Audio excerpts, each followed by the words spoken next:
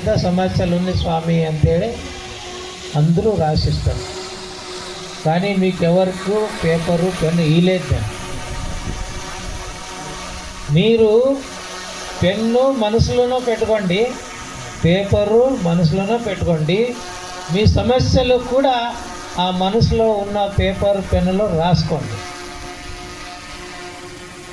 అది రాసి మనకి ఇస్తే మనము ಶಂಕರಾನಂದಗಿರಿ ಸ್ವಾಮೀಜಿಗೂ ಇಸ್ತಾರೆ.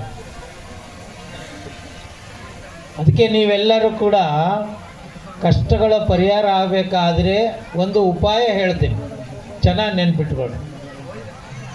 ನಿಮಗೆ ನಿಮ್ಮ ಸಂಕಲ್ಪಗಳು ನೆರವೇರಬೇಕಾದ್ರೆ ನಿಮಗೊಂದು ಸುಲಭವಾಗಿರ್ತಕ್ಕಂಥ ದಾರಿಯನ್ನು ಹೇಳ್ತೀನಿ. ಅದು ಏನು ಕಾಲ್ವಾಚೈನ ಅಂಗಡಿಗೆ ಹೋಗಿ ತರೋಂಗಿಲ್ಲ, ವೈದಿಕ ಮಾಲ್ಟಿಗೆ ಹೋಗಿ ತರೋಂಗಿಲ್ಲ, ಮೆಡಿಕಲ್ ಸ್ಟೋರಿಗೆ ಹೋಗಂಗಿಲ್ಲ, ಎಲ್ಲ ನಿಮ್ಮ ಹತ್ರನೇ ಐತಿ, ನೀವೇ ಕೊಂಡು ತಗೋಬೇಕು. ಅದು ಏನು ಸಮಸ್ಯೆಗಳು ಯಾರಿಗದಾವ ಎಲ್ಲರೂ ಕೈ ಹತ್ರಿ, ಸಮಸ್ಯೆ ಇದ್ದವ್ರು ಕೈ ಹತ್ರಿ. ಯಾರಿಗೆ ಸಮಸ್ಯೆ ಇಲ್ಲ, ಚಿಂತೆ ಯಾರಿಗಿಲ್ಲ, ನಾಚ್ಕೋಬೇಡ್ರಿ, ಎಲ್ಲರಿಗೂ ಅದಾವ. ನಾಚಿಗೆ ಬರ್ತೈತಿ, ಯಾರು ನೋಡ್ತಾರೋ ಏನೋ. ನನ್ನ ಗಂಡು ಬಂದಾನ, ಏನು ಚಿಂತೆ ಐತೆ ಅಂತ ಕೇಳ್ತಾನ, ಮತ್ತು ಕೈ ಯಾಕೆತ್ತಿ ಅಂತಾನ. ನೀವು ಎತ್ತಿದ್ರೆ ಅವ್ರ ಮನೆಗೆ ಹೋಗಿ ಕೇಳ್ತಾರೆ, ಎದಕ್ಕೆ ಕೈ ಎತ್ತಿದ್ದಿಲ್ಲ, ಬಿಸಿ ರೊಟ್ಟಿ ಎಲ್ಲ ಮಾಡಿ ಬೇಸುಖವಾಗಿ ನೋಡ್ಕೊಂಡು ನಿನಗೆ ಯಾವ ಚಿಂತೆ ಐತೆ ಅಂತ ನೀವು ಅಂತೀರಿ. ಅವ್ರ ಕೈ ಎತ್ತಿದ್ರೆ ನೀ ಯಾಕೆ ಕೈ ಎತ್ತಿ, ನಾನು ಬೇಸ್ ತಂದು ಹಾಕೀನಿ, ಬಂಗಾರ ಮಾಡಿಕೊಟ್ಟೀನಿ, ಸೀರೆ ತಂದು ಕೊಟ್ಟೀನಿ ಅಂತ ನೀವು ಕೇಳ್ತೀವಿ. ಕೈ ಎತ್ತಕ್ಕೆ ನಮಗೆ ನಾಚಿಗೆ ಬರ್ತೈತಿ. ದೇವ್ರ ಹತ್ರ, ಗುರುಗಳ ಹತ್ರ ಯಾವ ಕಾರಣಕ್ಕೂ ನಾವು ನಾಚಿಕೆಯನ್ನು ಪಟ್ಕೊಳ್ಬಾರ್ದು. ಗೊತ್ತಾಯ್ತಾ? ಗುರುಗಳ ಹತ್ರ, ದೇವ್ರ ಹತ್ರ, ಡಾಕ್ಟ್ರ್ ಹತ್ರ ನಾಚಿಕೆ ಪಟ್ಟುಕೊಂಡ್ರೆ ರೋಗ ಹೋಗೋದಿಲ್ಲ.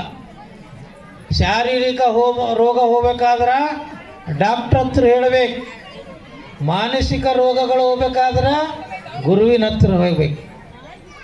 ಬೇರೆ ಹತ್ರ ಹೇಳಿದ್ರೆ ಅಂದ್ರೆ ಅದು TV9ಗೆ ಹಾಕಿದಂಗೆ. ಬೇರೆ ಹತ್ರ ಸಮಸ್ಯೆ ಏನಾರ ಹೇಳ್ಕೊಂಡ್ರೆ ಅದು TV9ಗೆ ಹಾಕಿದಂಗೆ. ಆದರೆ ಡಾಕ್ಟ್ರ್ ಹತ್ರ ಹೇಳಿದ್ರೆ, ಗುರುಗಳ ಹತ್ರ ಹೇಳಿದ್ರೆ ಅವು ಅಗ್ನಿಗೆ ಹಾಕಿದಂಗೆ. ಅಗ್ನಿಗೆ ಹಾಕಿದ್ರೆ ಏನು ಹಾಕತಿ, ಸುಟ್ಟು ಹೋಗ್ಬಿಡ್ತು. ಹುಡುಕಾಡಿದ್ರೆ ಸಿಗೋದಿಲ್ಲ ಏನು ಹಾಕ್ಯಾರ ಅಂತೇಳಿ. ಯಾರು ಹುಡುಕಾಡಿದ್ರು ಕೂಡ ಸಿಗೋದಿಲ್ಲ. ಅದಕ್ಕೆ ಮಾನಸಿಕ ಸಮಸ್ಯೆಗಳು, ರೋಗಗಳು ಹೋಗಬೇಕಾದ್ರೆ ಗುರುವಿಗೆ ಹತ್ತಿರ ಹೋಗಬೇಕು. ಇಲ್ಲ ಅಂದರೆ ದೈಹಿಕವಾಗಿ ರೋಗ ಇತ್ತು ಅಂದರೆ ಡಾಕ್ಟ್ರ್ ಹತ್ರ ಹೇಳ್ಬೇಕು. ಇವರಿಬ್ಬರ ಹತ್ರ ಹೇಳಿದ್ರೆ ಸಮಸ್ಯೆಗಳು ಪರಿಹಾರ ಆಗ್ತವೆ. ಮತ್ತು ನೀವು ಬೇರೆಯವ್ರ ಹತ್ರ ಹೇಳಿದ್ರೆ ಅಂದ್ರೆ ಅವ್ರು ಓಣೆಲ್ಲ ಡೊಂಗರ ಹೊಡೆದ್ಬಿಡ್ತಾರೆ. ಅವ್ರು ಅವ್ರಿಗೆ ಹೇಳೋದು, ಇವ್ರಿಗೆ ಹೇಳೋದು, ಕಟ್ಟಿ ಸುದ್ದಿ ಆಗ್ಬಿಡ್ತಾವೆ ಎಲ್ಲರೂ ಕೂಡ.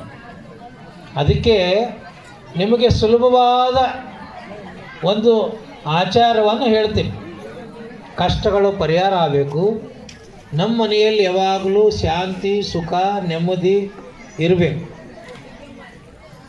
ಫ್ರಿಜ್ ತಂದು ಇಟ್ಕೊಳ್ರಿ ಅಂತಂದ್ರೆ ಇಲ್ರಿ